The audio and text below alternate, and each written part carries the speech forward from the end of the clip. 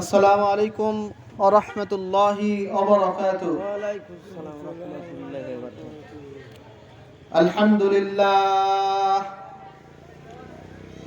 আলহামদুলিল্লাহিল্লাযী জা'আলা আশ-শামসা ওয়াল কমারা বিহুসবান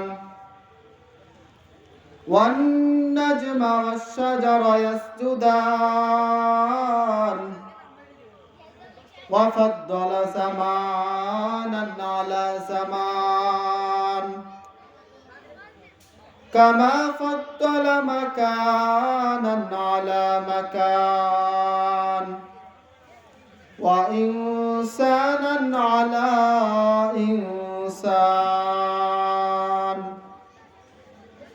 ونشهد أن لا إله إلا الله وحده لا شريك له ونشهد أن سيدنا وسندنا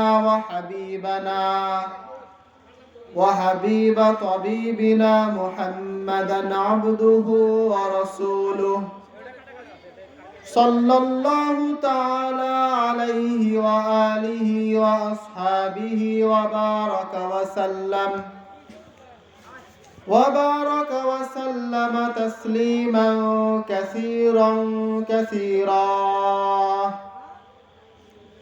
أما بعد فأعوذ بالله من الشيطان الرجيم بسم الله الرحمن الرحيم إن الذي قالوا ربنا الله ثم استقاموا تتنزل عليهم الملائكة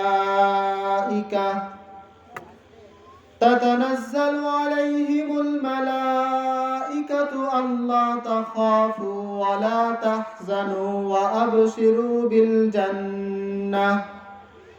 وأبشروا بالجنة التي كنتم توعدون وقال رسول الله صلى الله عليه وسلم من يريد الله به خيرا يفكه في الدين أو كما قال عليه الصلاة والسلام إن الله وملائكته يصلون على النبي يا أيها الذين آمنوا صلوا عليه وسلموا تسليما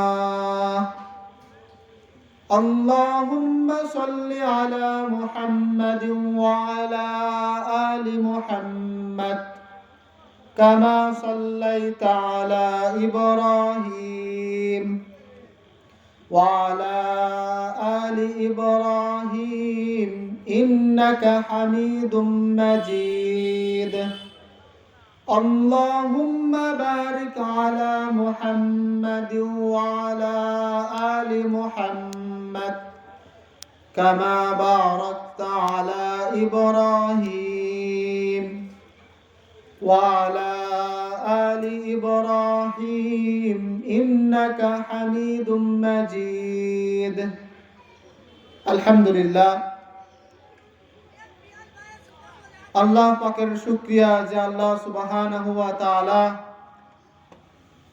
আমাদেরকে দয়া করে মায়া করে তার হুকুম পালনের পর মাগরিবের নামাজ আদায় করার পরে আল্লাহ তাআলা আমাদেরকে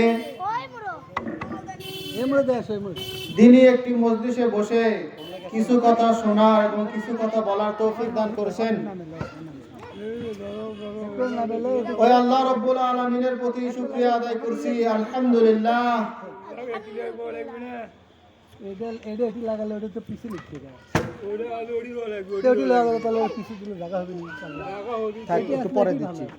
আমি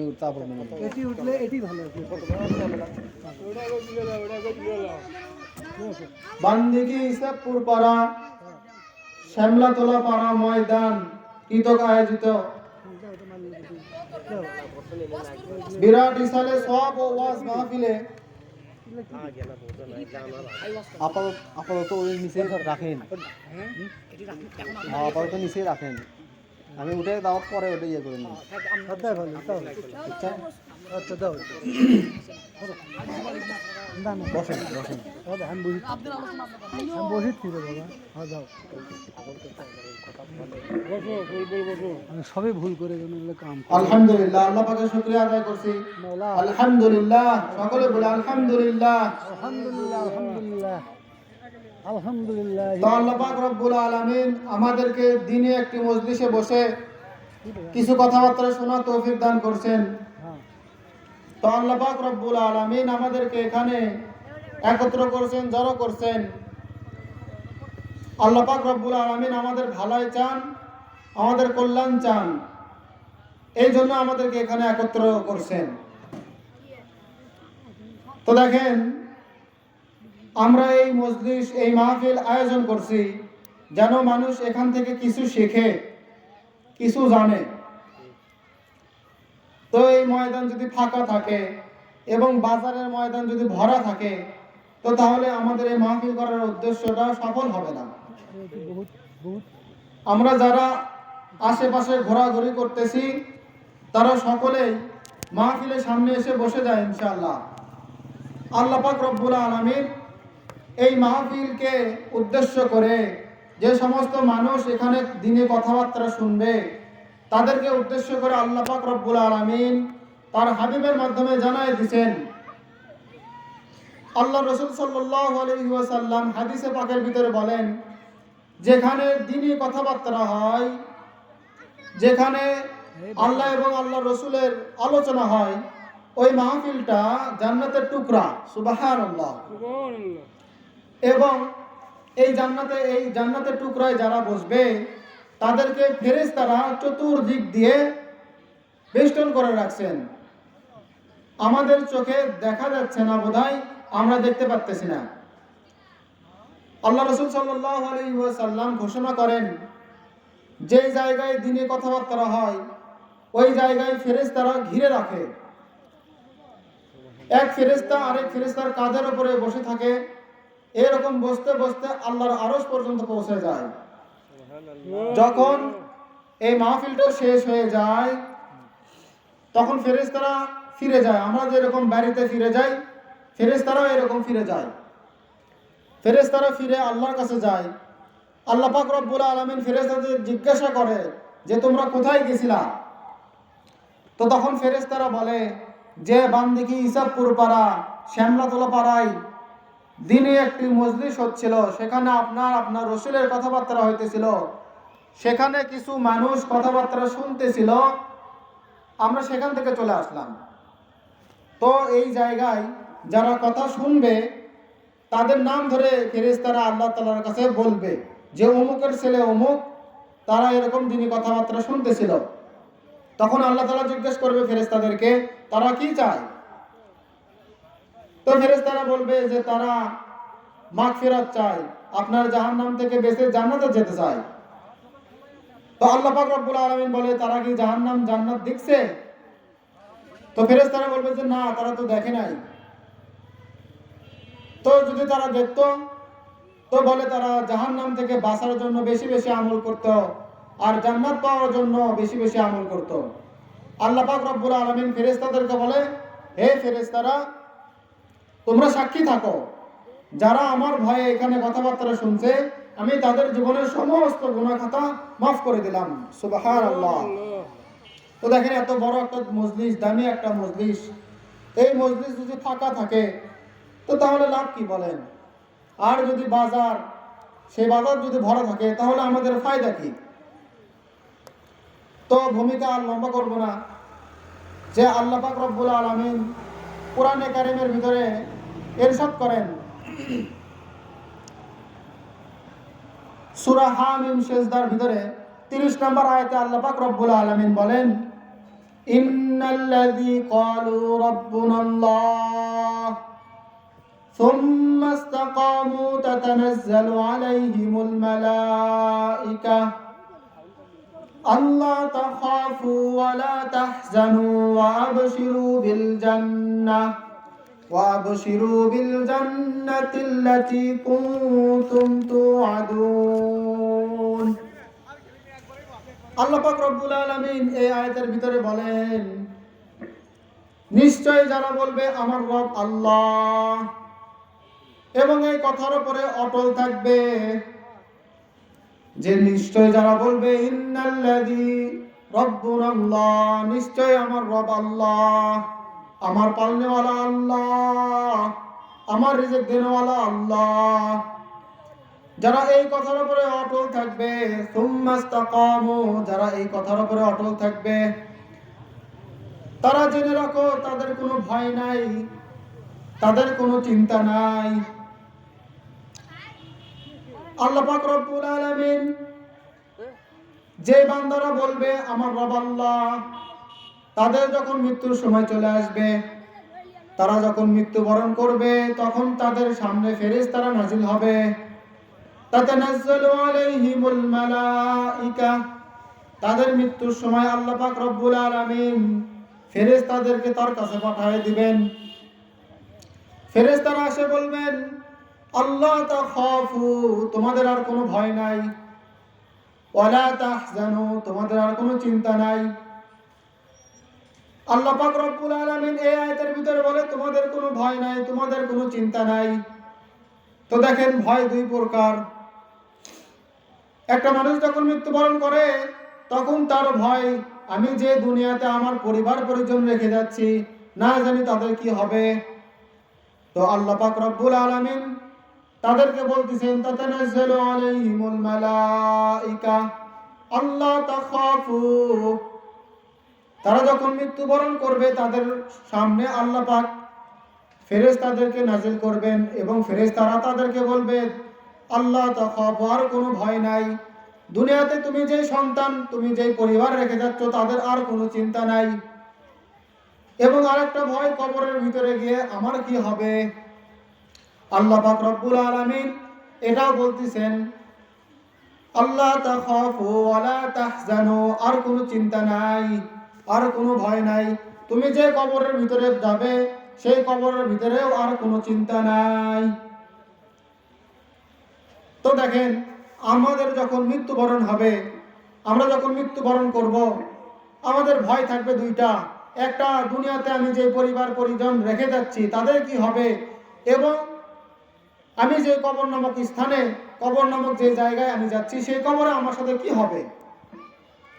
তো আল্লাহ পাক রব্বুল আলামিন বান্দাদেরকে এটাই জানাই দিচ্ছেন, যেই বান্দারা বলবে নিশ্চয় আমার রব আল্লাহ, তাদের দুনিয়াতেও কোনো চিন্তা নাই, তাদের কবরের ভিতরে গিয়েও কোনো চিন্তা নাই। সুবহানাল্লাহ।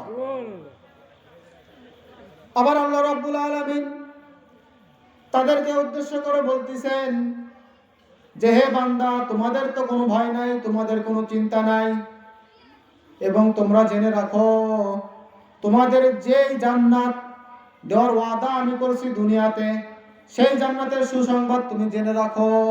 সুবহানাল্লাহ। আল্লাহ পাক রব্বুল আলামিন আমাদেরকে দুনিয়াতে যেই জান্নাতের কথা কোরআনে কারীমের ভিতরে বলছেন, সেই জান্নাতের সুসংবাদ দিচ্ছেন এই আয়াতের ভিতরে।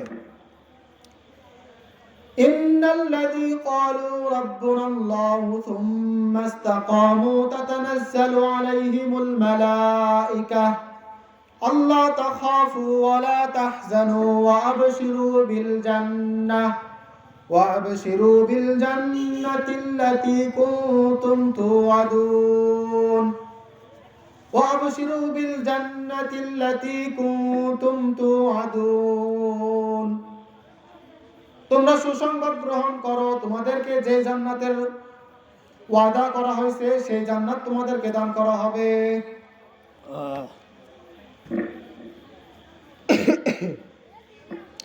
এবং তোমাদেরকে যে জান্নাতের ওয়াদা করা হয়েছে সেই জান্নাতের ভিতরে তোমরা কি পাইবা। আল্লাহ পাক রব্বুল আলামিন এই আয়াতের ভিতরে আবার বলতেছেন, তারপরে আয়াতের ভিতরে বলতেছেন, ওয়ালাকুম ফিহা মা তাশতাহি আনফুসুকুম ওয়ালাকুম ফিহা মা তাদদাউন। ওয়ালাকুম ফিহা মা তাশতাহি, তোমাদের অন্তর যেটা ধারণা করবে তোমাদেরকে সেটাই দান করা হবে। সুবহানাল্লাহ। এবং ওয়ালাকুম ফিহা মা তাদউন, তোমরা মুখে যেটা প্রকাশ করবে তোমাদেরকে সেটাই দান করা হবে। সুবহানাল্লাহ।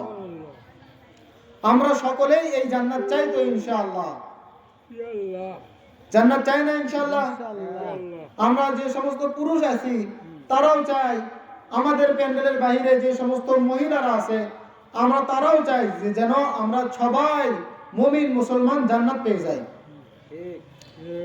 আল্লাহ পাক রব্বুল আলামিন ওই জান্নাতের ভিতরে কি কি নাজ নিয়ামত রাখছেন সেইটাও ঘোষণা করছেন।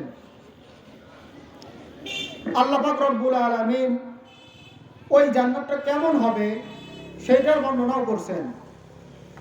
আল্লাহ রাসূল সাল্লাল্লাহু আলাইহি ওয়াসাল্লাম বলেন, আ'দাতু লিইবাদিয়াস সালিহিন। হাদিসে কুদসির ভিতরে নবী করিম সাল্লাল্লাহু আলাইহি ওয়াসাল্লাম বলেন, আল্লাহ পাক ইরশাদ করেন যে আমার বান্দারা এমন জান্নাত চায়, এমন জান্নাত পাবে, এমন জান্নাত তাদেরকে আমি দান করব, মা লা আইনুন রাআত, যে দুনিয়াতে কোন চক্ষু সেই জান্নাতকে দেখে নাই, ওয়ালা উযুনুন সামিআত, যে ওই জান্নাতের নাজ নিয়ামত কোন কান শুনে নাই, ওয়ালা খাতারা আলা কলবি বাশার, যে মানুষের অন্তর ওই জান্নাত কেমন হবে এই কল্পনাও তার অন্তরের ভিতরে আসবে না। সুবহানাল্লাহ। আল্লাহ পাক রব্বুল আলামিন আমাদেরকে, তার বান্দাদেরকে জান্নাত নামক যে স্থান দান করবেন, ওই জান্নাতের ভিতরে কি কি নাজ নিয়ামত থাকবে সেই জান্নাতের নাজ নিয়ামতের ভিতরে আল্লাহ রাসূল সাল্লাল্লাহু আলাইহি ওয়াসাল্লাম বলেন যে ওই জান্নাতের ভিতরে 4টা নদী থাকবে, যে 4টা নদী ওই জান্নাতি ব্যক্তির সাথে সাথে ঘুরতে থাকবে। যে 4টা নদী কিসের নদী? একটা থাকবে শরাবান তাহুরা, যে পাক পবিত্র শরাব। একটা থাকবে দুধের নদী, একটা থাকবে মধুর নদী, আর একটা থাকবে স্বচ্ছ পানির নদী। তো দেখেন দুনিয়াতে আমরা যেই শরাব, যেই মদ পান করি, এই মদ পান করলে আমাদের মাথা ঠিক থাকে না। অনেক সময় আমরা বউকেই বলি মা বলে ডাকি, অনেক সময় অন্যের বাড়ির দরজায় ঠকঠকাই, অথচ মনে করি যে এটা আমার বাড়ি। যে দুনিয়ার শরাব, যে দুনিয়ার মদ পান করলে মানুষের মস্তিষ্ক ঠিক থাকে না, অথচ আল্লাহ পাক রব্বুল আলামিন যেই শরাবের নদী আমাদেরকে দান করবেন, ওই শরাব যখন আমি পান করব, মাতলামু তো দূরের কথা, বরং পবিত্রতা, আল্লাহ তাআলা, আল্লাহ পাকের পবিত্রতা ঘোষণা আমার জবানের ভিতরে আসবে। সুবহানাল্লাহ। দুনিয়াতে এই 10 দুনিয়ার সমান কোন আল্লাহ পাক রব্বুল আলামিন সর্বনিম্ন যে জান্নাতি হবে তাকে এই দুনিয়ার 10 দুনিয়া পরিমাণ সমপরিমাণ জান্নাত আল্লাহ পাক তাকে দান করবে। সুবহানাল্লাহ। তো দেখেন আমরা এই দুনিয়া তো দূরের কথা, 1 শতক 2 শতক 4 শতক 1 বিঘা 2 বিঘা জমি পেলে খুশি হয়ে যায়, অথচ এই দুনিয়ার সমপরিমাণ 10 দুনিয়া আল্লাহ পাক রব্বুল আলামিন যে জান্নাতি হবে তাকে দান করবে। সুবহানাল্লাহ। তো এই জান্নাতি যখন আল্লাহ পাক রব্বুল আলামিন ওই বান্দাকে জান্নাত দান করবে তখন তার মনের অবস্থা কি রকম হবে? আমাদের সকলকেই মৃত্যুবরণ করতে হবে, নাকি বলেন?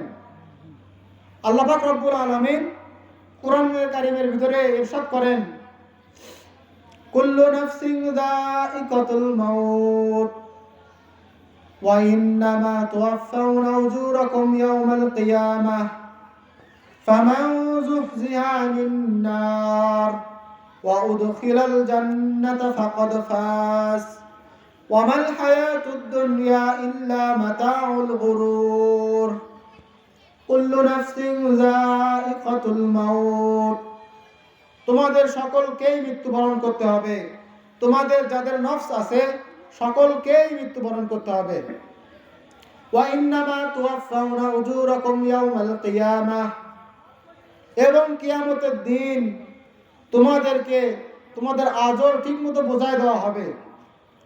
যারা ভালো কাজ করছে তাদেরকে ভালো কাজের আজর বোঝায় দেওয়া হবে, যারা খারাপ কাজ করছে তাদেরকে খারাপ কাজের আদর বুঝিয়ে দেওয়া হইবে।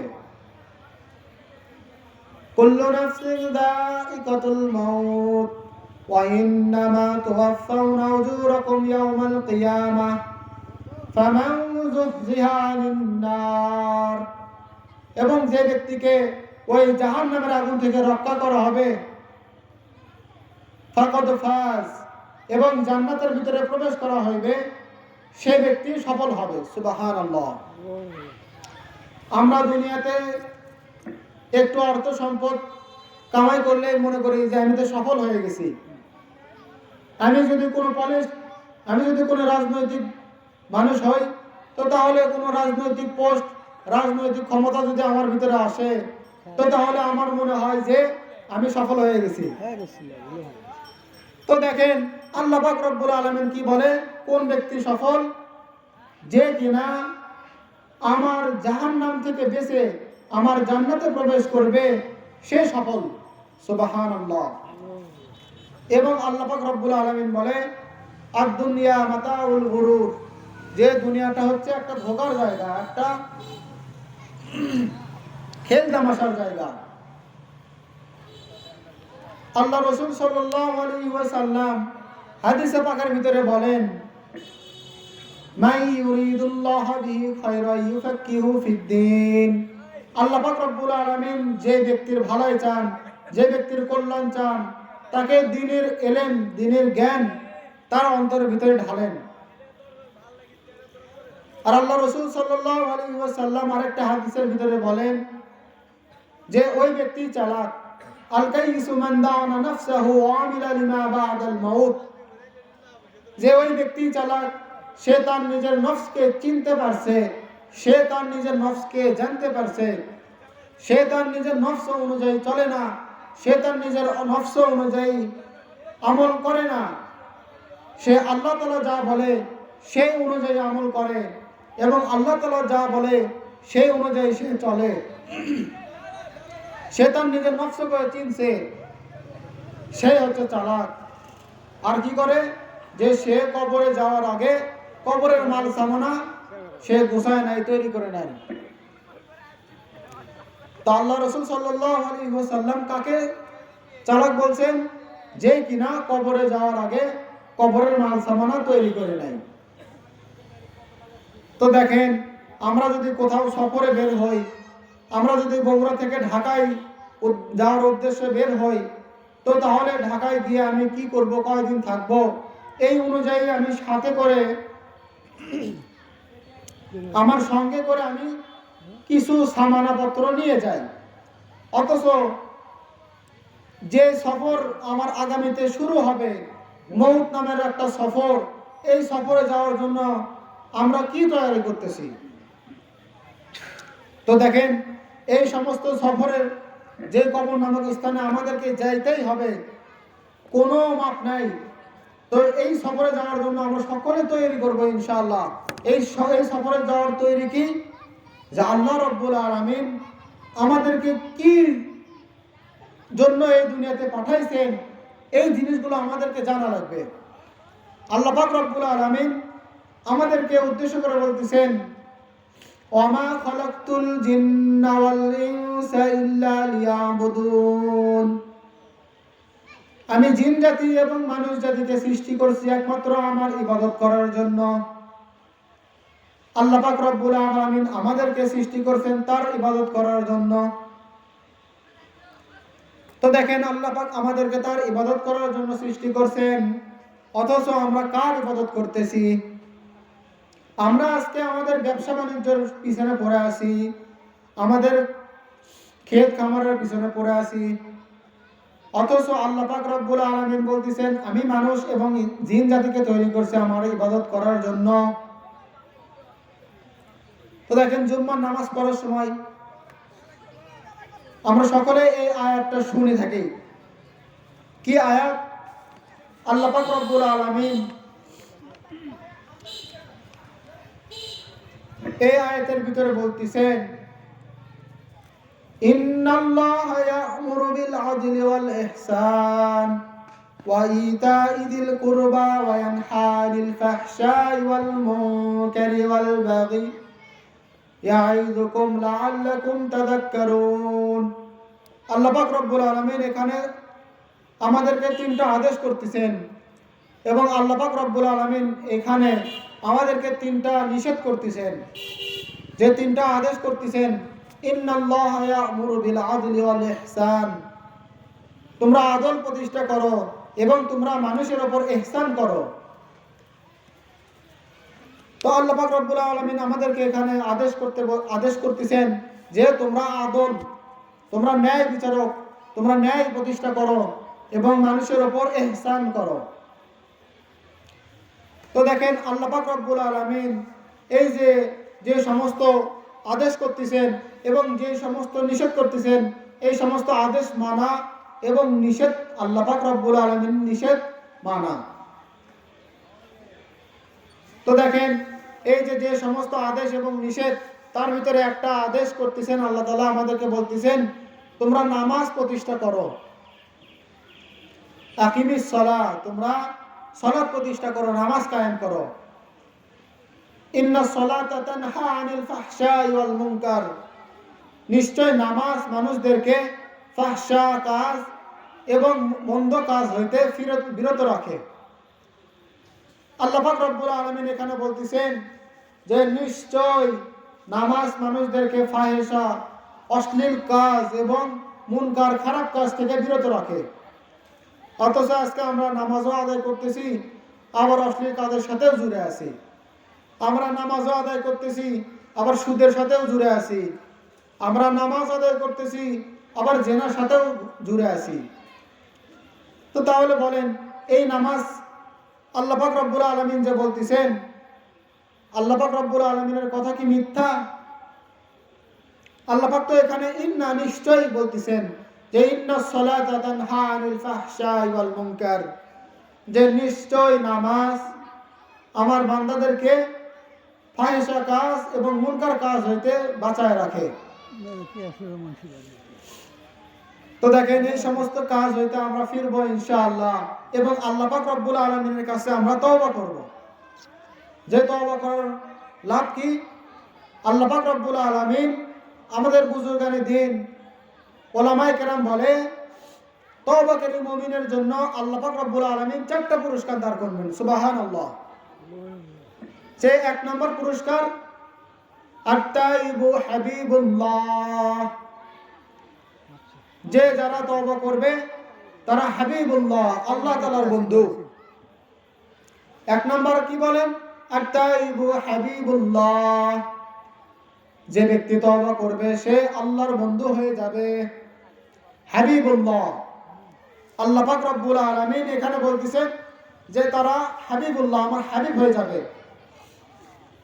তো ভাষাবিদরা বলেন যে হাবিবুল্লাহ মানেও বন্ধু, খলিলুল্লাহ মানেও বন্ধু, সাদিক মানেও বন্ধু। তো এখানে বলতেছেন আত-তাইবু হাবিবুল্লাহ, যে তওবা করবে সে আল্লাহর হাবিব হয়ে যাবে, আল্লাহর বন্ধু হয়ে যাবে। হাবিব বলা হয় এমন বন্ধু যে বন্ধুর জন্য আল্লাহ পাক রব্বুল আলামিন নিজে কাজ করেন, এবং খলিলুল মানে এমন বন্ধু যে ব্যক্তি আল্লাহ পাক রব্বুল আলামিনের জন্য কাজ করেন। আল্লাহ পাক রব্বুল আলামিন হযরত ইব্রাহিম আলাইহিস সালাতু ওয়াস সালামকে খলিলুল্লাহ বলেছেন এবং আমাদের নবীকে আল্লাহ পাক রব্বুল আলামিন হাবিবুল্লাহ বলেছেন। তো সময় খুব অল্প, তো 4টা পুরস্কার দান করবেন। তার ভিতরে 1 নাম্বার আত-তাইবু হাবিবুল্লাহ, যে তওবা করবে সে আল্লাহর হাবিবুল্লাহ হয়ে যাবে, আল্লাহর বন্ধু হয়ে যাবে। 2 নাম্বার আল্লাহ রাসূল সাল্লাল্লাহু আলাইহি ওয়াসাল্লাম বলেন আত-তাইবু মিনাজ যামবি কামান লা যামবা লাহু, যে ব্যক্তি তওবা করবে আমি তার সমস্ত গুনাহ খাতাকে মাফ করে দেব। সুবহানাল্লাহ। যে ব্যক্তি তওবা করবে আমি তার সমস্ত গুনাহ খাতাকে মাফ করে দেব। 3 নাম্বার বলেন ইন্নাশ শাইতান, আল্লাহ পাক রব্বুল আলামিন বলেন ইন্না ইবাদি লাইসা লাকা আলাইহিম সুলতান, যে ব্যক্তি তওবা করে, যে বান্দা তওবা করবে তার জিম্মাদার আমি নিজে হয়ে যাব। আল্লাহ পাক রব্বুল আলামিন আমাদেরকে ঘোষণা করে বলতেছেন যে ব্যক্তি তওবা করবে আমি তার জিম্মাদার হয়ে যাব। তো কয়টা বললাম? 4টা পুরস্কারের ভিতরে 3টা বললাম। 1 নাম্বার আত-তাইবু হাবিবুল্লাহ, যে ব্যক্তি তওবা করবে সে আল্লাহ তাআলার হাবিব হয়ে যাবে। 2 নাম্বার আল্লাহ রাসূল সাল্লাল্লাহু আলাইহি ওয়াসাল্লাম বলেন, আত-তাইবু মিনাজ যামবি কামান লা যামবা লাহু, যে ব্যক্তি তওবা করবে আল্লাহ পাক রব্বুল আলামিন তার সমস্ত গুনাহ খাতা মাফ করে দিবেন। 3 নাম্বার আল্লাহ পাক রব্বুল আলামিন বলেন, ইন্না ইবাদি লাইসা লাকা আলাইহিম সুলতান, যে হে বান্দা তোমরা জেনে রাখো, যে বান্দা তওবা করবে আমি তার জিম্মাদার হয়ে যাব। সুবহানাল্লাহ। এবং 4 নাম্বার আল্লাহ পাক রব্বুল আলামিন বলেন, মৃত্যুর সময়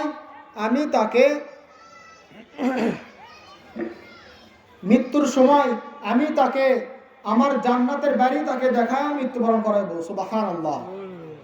আল্লাহ পাক রব্বুল আলামিন যে ব্যক্তি তওবা করবে তার জন্য এরকম 4টা পুরস্কার দান করছেন।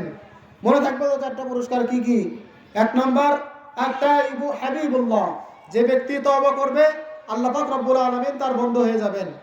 2 নাম্বার আল্লাহ রাসূল সাল্লাল্লাহু আলাইহি ওয়াসাল্লাম বলেন, আত-তাইবু মিনাজ যামবি কামান লা যামবা লাহু, যে ব্যক্তি তওবা করবে আল্লাহ পাক রব্বুল আলামিন তার সমস্ত গুনাহ খাতা মাফ করে দিবেন। 3 নাম্বার আল্লাহ পাক রব্বুল আলামিন বলেন, ইন্না ইবাদি লাইসা লাকা আলাইহিম সুলতান, যে বান্দা তওবা করবে তার জিম্মাদারি আল্লাহ তাআলাই হয়ে যাবেন। সুবহানাল্লাহ। এবং 4 নাম্বার যে আল্লাহ রব্বুল আলামিন বলেন, যে বান্দা তওবা করবে তার মৃত্যুর সময় তার জান্নাতের বাড়ি তাকে দেখায় আমি তাকে মৃত্যুবরণ করাইব। সুবহানাল্লাহ। এই আলোচনায় প্রথমে করতেছিলাম আল্লাহ পাক রব্বুল আলামিন এই আয়াতের ভিতরে তাকে এই মৃত্যুর সময় তার জান্নাতের বাড়ি দেখায় মৃত্যুবরণ করাইবেন। ইন্নাল্লাযী ক্বালু রাব্বুনাল্লাহ সুম্মা ইসতাকামু তাতানাজ্জালু আলাইহিমুল মালাইকা, মৃত্যুর সময় আমি ফেরেশতাদেরকে পাঠাইব, আমি ফেরেশতাদেরকে অবতরণ করাইব। সে যখন মৃত্যুবরণ করবে সে তার জান্নাতের বাড়ি দেখে দেখে আমার কাছে আসবে। সুবহানাল্লাহ। তো আল্লাহ পাক রব্বুল আলামিন যেই 4টা তওবা করার পুরস্কারের কথা বলছেন, বড়রা বলেন 4টা, তার ভিতরে এই 4টা আমি আপনাদের সামনে উপস্থিত করলাম। এবং তওবা যে আমরা করব, এই তওবা আল্লাহ পাক রব্বুল আলামিন কোরআনে কারীমের ভিতরে বলেন, ইয়া আইয়ুহাল্লাযীনা আমানু তুবু ইলাল্লাহি তাওবাতান নাসুহা, হে ঈমানদারগণ তোমরা তওবা করো, একদম অন্তর থেকে তওবা করো। তো তওবা করার 4টি সূরত, 4টা নিয়ম। যে 1 নাম্বার তওবা করব, তওবা নাসুহার জন্য শর্ত হলো 4টা। 1 নাম্বার হলো গুনাহ থেকে ফিরত আসতে হবে। যে সমস্ত গুনাহ আমরা করতেছি এই সমস্ত গুনাহ থেকে আমরা ফিরত আসবো ইনশাআল্লাহ। যে এই সমস্ত গুনাহ খাতা আমি আর সামনে আর করব না। 2 নাম্বার অনুতপ্ত হতে হবে। যে সমস্ত গুনাহ খাতা আমার দ্বারা হয়ে গেছে আল্লাহ পাক রব্বুল আলামিনের কাছে আমরা অনুতপ্ত হব, যেন এই সমস্ত গুনাহ খাতা আমার দ্বারা আর যেন না হয়ে যায়। 3 নাম্বার ভবিষ্যতে না করার অঙ্গীকার করতে হবে, যে ভবিষ্যতে এই সমস্ত গুনাহ খাতা আমি আর করব না। 4 নাম্বার খারাপ বন্ধু ছাড়তে হবে। 4 নাম্বার খারাপ বন্ধু, খারাপ সঙ্গী ছাড়তে হবে। তো এই যুগে খারাপ বন্ধু আমাদের কি বলেন তো? খারাপ বন্ধু আমাদের কি? এই সময় সবচেয়ে বড় খারাপ বন্ধু হচ্ছে অ্যান্ড্রয়েড ফোন, অ্যান্ড্রয়েড মোবাইল, নাকি বলেন? এবং আমাদের খারাপ বন্ধু, যে সমস্ত বন্ধু আমাদেরকে গুনাহ করতে উৎসাহিত করে, এই সমস্ত বন্ধু থেকে আমাদেরকে বেঁচে থাকতে হবে। তো মোটামুটি এই 4 প্রকারের এই 4টি শর্ত যদি কেউ মানে তো আল্লাহ পাক রব্বুল আলামিন ওই তওবাকারীর তওবা আল্লাহ তাআলা কবুল করবেন। যা আরেকবার বলতেছে আপনারা সকলে শুনেন। 1 নাম্বার তওবা নসুহার জন্য শর্ত 4টি, তার ভিতরে 1 নাম্বার হলো গুনাহ থেকে ফেরত আসতে হবে। 2 নাম্বার অনুতপ্ত হইতে হবে। 3 নাম্বার ভবিষ্যতে না করার অঙ্গীকার করতে হবে। এবং 4 নাম্বার খারাপ বন্ধু ছাড়তে হবে। তো ইনশাআল্লাহ আমরা পারবো না ইনশাআল্লাহ। ইনশাআল্লাহ। তো এই চারটা কথা আমার দিলের ভিতরে থেকে আমি তওবা করবো ইনশাআল্লাহ।